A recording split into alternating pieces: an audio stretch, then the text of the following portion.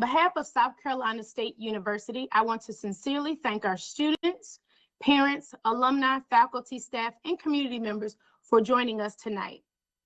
I also want to extend a special thank you to the Orangeburg community, the state of South Carolina, our fellow HBCUs, and other colleges and universities across the country who have reached out with messages of support, prayer, partnership, and encouragement during this time. Your solidarity reminds us that higher education, and especially the HBCU community, stands together. We recognize that the recent incidents on campus have created concern, frustration, and for many, real fear. Tonight is not about avoiding difficult questions. It is about addressing them directly with transparency, accountability, and a clear path forward. My name is Angel Pointer, Director of Customer Service here at South Carolina State University, and I will serve as your moderator this evening. Joining us is South Carolina State University's 13th President, retired Colonel Alexander Conyers, who is here to speak directly to the concerns that have been raised and to outline actions being taken going forward. To ensure we use our time effectively and cover the concerns submitted, tonight's discussion will follow a structured format. We will move through the major points that have consistently emerged from students, parents, faculty, alumni, and community stakeholders. We are one Bulldog family, and families have difficult conversations, not to divide, but to strengthen. South Carolina State University has stood for 130 years because of resilience, accountability, and community. Difficult moments do not define us, how we respond does. We appreciate your engagement, your questions, your commitment to the safety and strength of this institution. President Conyers, is there anything you would like to add before we begin? Yes, ma'am. Thank you, Ms. Pointer, for leading this. Good evening, everyone. Before we discuss policies, procedures, or our next steps, we must first pause and acknowledge the profound impact these recent shootings have had on our students and on the entire South Carolina State University community. Lives were lost, families are grieving, friends are grieving, our campus is grieving. We honor the lives lost, we extend our deepest condolences to their loved ones, and we stand in support of every student, faculty member, staff member, alumnus, and parent who has been affected. These were not abstract events. They were deeply personal, and they have shaken our sense of safety and stability. The investigation into this incident is being handled by the South Carolina Law Enforcement Division, SLED. Because of this ongoing investigation, the university is not at liberty to discuss the specific details. We will not speculate, and we will not release information that could jeopardize the integrity of the investigation or any potential prosecution. Protecting the investigative process is essential to ensuring accountability and justice. What we can speak to is our commitment to communication. Initial notifications were sent out within hours of the incident through official university channels, including direct alerts, the university website, and university newsletters. We will continue to use these official platforms as the primary source of verified information. Again, as the primary source of verified information. We strongly encourage parents and family members to take 2 immediate steps to remain informed. Sign up for the Bulldog News through the Parent Portal section of the university website to receive official updates. Download and register for the Rave Guardian app, which provides real-time emergency alerts and safety resources. Timely, accurate communication is a shared responsibility, and these tools help ensure that families receive information directly and information that is reliable. Tonight, our focus is forward on accountability, transparency, and concrete steps being taken to strengthen safety across our campus. But we begin from a place of remembrance, respect, and resolve. We owe nothing less to those lives that were lost and to every member of this university community. Again, thank you all for being on tonight. I know how important this is, and I really, really am appreciative of all of the prayers, the text messages, and concerns that has been relayed to me personally. While I attempted to answer all of the emails that came to me, I was not able, nor do I communicate official business via Facebook or any other social media platform. So I encourage you, if you have not signed up through the parent portal to receive timely, reliable, verifiable information, to please do so. Thank you. Thank you, President Conyers. So we'll begin. Campus access and visitor control. What permanent changes are being implemented regarding visitation, guest registration, vehicle entry, ID enforcement, and pedestrian access to ensure only authorized individuals are on campus and that all visitors are off campus by 9 p.m.? Yes, let me first by stating that although we are a public university, the university will limit access to this institution. Again, not restrict, but we will significantly reduce access to the university, keeping in mind that we are a public university. So immediately, we're starting with visitor management and registration. All non-student visitors will be required to present government-issued ID for scanning and verification at our visitor gate. Visitor access will automatically expire at 9 p.m. unless specifically approved for university-sponsored events. Again, let me be clear, this is not a curfew for students. All students, whether they're residing on or off campus, will continue to have access to our campus after 9 p.m. Students do not have to be in their rooms after 9 p.m. This 9 p.m. limitation will be enforced for non-student visitors. Again, this is the start point. With all of these changes, we will evaluate and make changes as necessary. There will also be an increase in health and safety checks across the entire campus to ensure that visitors are leaving by 9 p.m. Visitors remaining on campus with a student after 9 p.m. will be escorted off campus, and students will be cited for violation of university policy. Vehicle entry and monitoring. License plates will be scanned at the gate via LPR, license plate readers at the vehicle access points. The university will also increase the frequency of random vehicle searches, regardless of the gate entry. So again, although we have designated a visitor's gate, there will be random checks at the student gates. There will be random checks at the faculty and staff gate.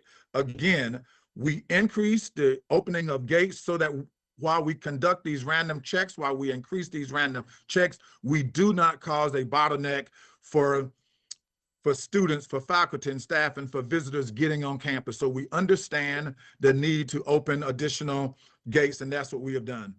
Testing access via opening additional gates. Students will now have to enter via the Gulf Street gate, and all students must present valid ID and a valid parking decal. So I want to say to parents, if you have a student here at the university with a vehicle, please ensure that he or she has a valid vehicle decal. 2 years ago, that decal costed $60. I removed that cost from students to remove that barrier. There's absolutely zero excuses for a student not having a valid vehicle decal. Additional gates may be opened as necessary to reduce traffic and bottlenecks if needed necessary in the future. The pedestrian access point. Designated pedestrian entry points will be reduced and monitored. Enhanced lighting and camera coverage will be installed at all walking access points to include coming over the bridge from Campus Corner and UV. There will be a badge control gate installed there, restricting non-students from coming across the bridge onto our campus. And again, student and visitors' IDs will be conducted. ID checks will be conducted. A structured parent check-in process will allow short-term access for drop-off and medical assistance. We understand the need for parents and especially guests bringing large items to campus, the need to get closer to the dorms for unloading and loading, just like any other high traffic area such as a hotel. We also recognize the importance of remaining ADA compliant, so we will ensure that those with wheelchair access are still granted access to our dormitory and our other visiting areas. Parents assisting students with documented medical or mobility needs will receive temporary access authorization. These measures balance campus security with reasonable community access and will be evaluated continuously for effectiveness. Thank you, President Conyers. All right, so we'll move to weapons, drugs, and housing enforcement. What specific enforcement protocols are being implemented to address illegal weapons, drug activity, unauthorized residence, and inconsistent room inspections in campus housing? Yes, very, very important. Thank you. So, room inspections.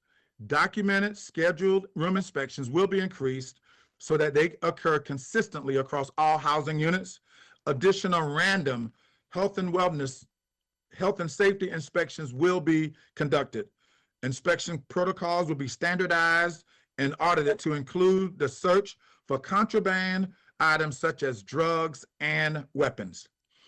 Residents, life, staff will conduct coordinated enforcement with campus police as needed. K-9 units will be utilized periodically in accordance with law and university policy. Unauthorized occupancy will result in disciplinary action for the host, resident, or student. Again, I want to remind parents and students that firearms are strictly prohibited in student housing.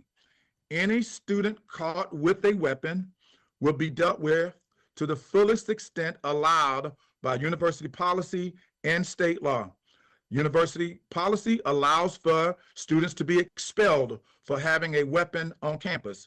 State law allows for a student to be charged up to $1,000 and sentenced to no more than 1 year in prison. Any violation will result in immediate interim suspension pending judicial hearing from university officials. So again, we've been asked that many times, are weapons allowed on campus? The answer to that is no. As no weapon is allowed in the dorm or on a person on the campus. Student accountability. This is huge. The university is strengthening student accountability measures to ensure that conduct expectations are clear, consistently enforced, and aligned with campus safety priorities. Students must understand that they will be held accountable for the actions of their guests while on campus.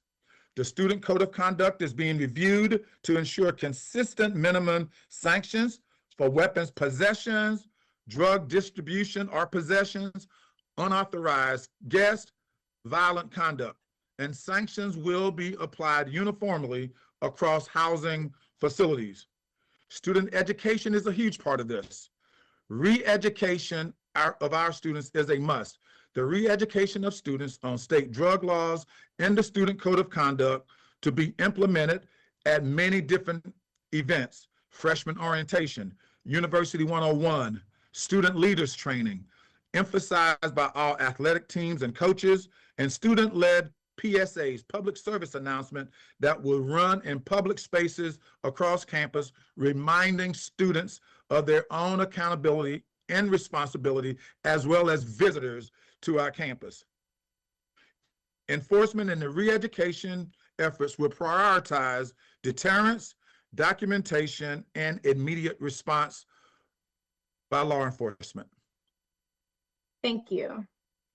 We'll move to security staffing, training, and compliance. Are campus police officers academy certified and enforcing policies consistently? Yes, all campus police officers are SWAN Law Enforcement Academy certified law enforcement professionals. A staffing review is underway to address vacancies and ensure appropriate coverage at all levels. Gate officers are being retrained with updated enforcement protocols that we're establishing now. Officers will assist with room inspection to ensure safety during all health and safety inspection. Let me be clear that police officers cannot legally search a room. However, our housing personnel can conduct health and safety inspection. Upon finding contraband such as weapons or drugs, they can then call for law enforcement to that room, for that then switches from a health and safety check by housing personnel to a law enforcement incident. Increased patrol visibility has been implemented in all residential areas and will continue as needed, including the manning and the staffing of the safety hub that was installed at Hugueny Suites, with those personnel in that hub being responsible solely for monitoring the areas at Hugueny Suite. Now, while you may ask, well, if that's the case, what happened last week? Again, all of the cameras throughout any college is in the exterior perimeters and within campus. There are no cameras in private rooms. There are privacy laws that prevent this, and while this did happen in the Hugueny Suites area, this last incident happened within the dorm room. Thank you. All right, let's see here. All right, so we'll move over to mental health post-crisis stabilization. What formal post-crisis stabilization measures are in place to address trauma, fear, and community morale? Yes, currently on campus, we have access to counseling for students, faculty, and staff. For students, it's free. For faculty and staff, it's provided through workplace insurance. The very next day, we had counseling services available. After meeting with student leaders on Friday, we also canceled classes for Monday so that students, if needed, would have another day to deal and cope with it, but more importantly, to schedule counseling sessions. So again, we track those sessions. We know the exact number of counseling sessions that occur each week. Our students are utilizing those resources, and we encourage them to continue to do so. We expanded our counseling hours to include both in-person and online. Again, these counseling sessions are available both in person, on campus, as well as online. And our students are given this information consistently through our student email portals. So our students are well aware, and they are taking advantage of these opportunities. We plan to continue this trauma-informed training for residents, life staff, so that they can adequately respond to the needs of students that they oversee. We're seeking faculty guidance on classroom flexibility and student support. We are also encouraging peer support programming led by student leaders and the Office of Student Life. Safety is both physical and emotional. We fully recognize that, and we are addressing them both. Thank you. I think our students will appreciate this question. With new visitation rules, how will campus safety policies impact concerts, Bulldog Fest, homecoming, and other events open to alumni in the community? The campus will continue to honor time-honored traditions, homecoming, Bulldog Fest, graduations, all of those large-scale events. We will continue to host those, but changes are necessary to ensure safety. Campus-wide visitation rules will not eliminate these large events, but will regulate them under a formal large event security framework. Separate perimeter security for ticketed events, wristband, digital tickets are pre-registration requirements, clear bag policies, bag checks, restricted item screening, control entry exit points. Those are just some of the things that we will implement to ensure that we can safely continue to conduct large-scale events. Thank you. And now I also want to add that these changes within this framework will be consistent with a risk-based review. For maximum occupancy, we'll adjust event layouts to prevent overcrowding. And again, we will ensure that lighting and cameras reinforce our security for event zone, as well as contracting with the necessary local law enforcement agencies to assist us or private contractors to assist us. All of these things will be evaluated prior to large-scale events, but rest assured we will continue to host large-scale events. Thank you. All right, President Conyers. For our parent guidance moving forward, what concrete safety guidance should parents be giving their students right now? Parents should be giving their students, one, encouragement and advice. Parents should be helping their students, especially those new students transitioning to college, to understanding the rules of college life, to understanding the student code of conduct, to understanding that never allow unauthorized guests into your residence hall, especially guests whom you barely know, especially guests that you just met through someone very, very recently. Understand that while marijuana is legal, recreational marijuana is legal in 24 states, it is illegal in South Carolina. So while we may have students that come to us from different states where perhaps marijuana is legal, it is absolutely illegal in South Carolina, and we will enforce that law.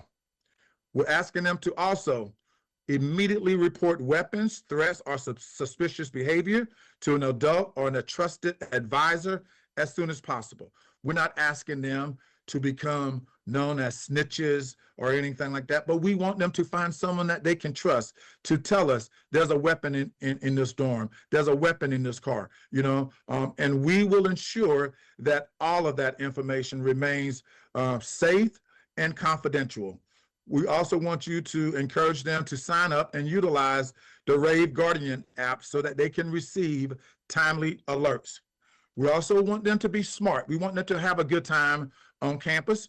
We want them to have a good time off campus. As a parent of two recently graduated college students, we want you to advise them on how to avoid large, unsanctioned gatherings. Large, unsanctioned gatherings. We want them to have a good time. We want them to meet new friends, but we want them to be smart. We want them to understand, as I tell my students, you are no better than anyone else that you may meet. However, you have more to lose than some people that you are in contact with. So we need parents to explain that to their students, to their nieces, to their loved ones. And I want to say to parents, I know we have parents on here, we have alums with nieces and nephews. I want to say to you that having a weapon, again, in a dorm is illegal. If you have a student, a niece, a nephew, a neighbor, that you cannot stop smoking weed at home, don't send them to South Carolina State University. I'd rather them stay at home with you than come here and go to jail.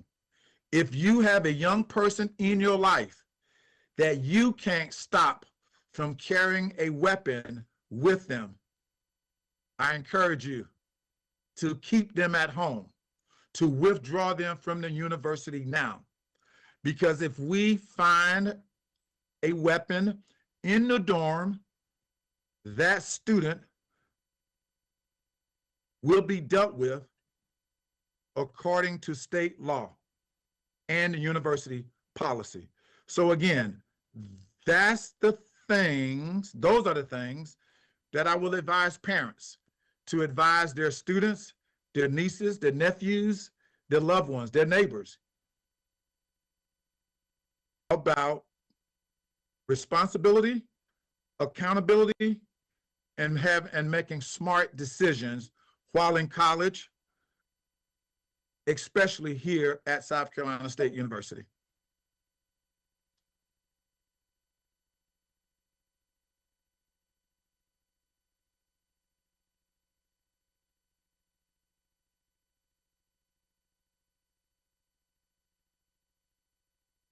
Thank you so much, President Conyers. Let's see here. Yeah, we can tell you. Uh-oh. Video just cut out. Just a moment while we work through some technical difficulties here. All right. Oh, there we go. Welcome to 2026, right? Yes. All right, so of all of our questions, that was the conclusion of our questions here. Do you have anything to add here at the end, President Conyers? I just want to remind the audience here, these concerned parents, these concerned alums, these concerned faculty and staff, that safety is a priority. Thursday morning, prior to the incident, the shooting Thursday night, was my annual briefing to the General Assembly in Columbia. And my number one request was an additional $8 million for police and safety enhancement, which would have included funding for a new modern police station centered in the middle of campus for higher visibility and deterrence, as well as additional funding for police officers. That was my number one request. This happened Thursday night. Again, I don't govern by email or TikTok, any of those things, but trust me, I get most of them. Someone will call me and say, well, this was on Facebook. And one of those things was, why did the president ask for this $8 million after the event? That absolutely did not happen. This request, again, verifiable information, happened prior to the incident on Thursday. And while that's not consoling, I just wanted to set the record straight that, safety is a priority. I am requesting additional funding at every opportunity, and I will continue to do so, continue to seek funding, short-term and long-term, for many different venues to ensure that our students, our campus, our faculty and staff are safe on this campus. It is my number one priority. I fully understand that students cannot learn if they are in classrooms in fear, that faculty cannot teach if they are in fear, and the same with staff as well as alums and visitors to our campus. Thank you, President Conyers. So that actually does conclude everything this afternoon. So if there are any... Let me, go ahead, I'm sorry. Angel, I do want to say that while we are undergoing some difficult challenges, I've spoken with many presidents across the country, HBCUs and PWIs, and I've looked at what they have done in the aftermath of similar incidents. We will learn from this. We will get stronger. We will remain resilient. And as I think about this, it takes me back to probably, one of the worst college shootings on a college campus, because I was there in Virginia in 2007 when a student killed 30 other students at Virginia Tech. I still remember that, and I saw how they came out stronger. A university now with 38,000 students. I'm reading that report again. I'm looking at what they did to prevent similar incident. We will conduct the appropriate internal and external reviews, after action reviews. We will continue to evaluate ourselves. We will continue to hold ourselves accountable. I will continue to hold those that work for me accountable, and I fully expect the Board of Trustees to continue to hold me accountable. We owe that to each other. We owe it to our students, especially our students. Yes, sir. Thank you so much. Thank you everyone for being here, and this actually concludes our conversation. You can reach us here at the university if there's anything further at customerservice@scsu.edu. Thank everyone for their time. You guys have a great evening. Well, Angel, thank you for hosting. And again, we know we had formal questions, individual questions, but Angel, I believe, did a great job at grouping them, addressing the most commonly asked question. And again, we invite you to continue to send questions. If yours specific question was not answered, to the address that Mrs. Pointer provided so that we can get these answers to you. Again, I thank you for your patience. I look forward to continuing to work with you and your student here on this campus. Thank you, and I thank each of you for the trust that you have placed with us, and I do not take that lightly. And I will work continuously, if I've lost it, to regain it. Thank you. Thank you, President Conyers. Good evening, everyone.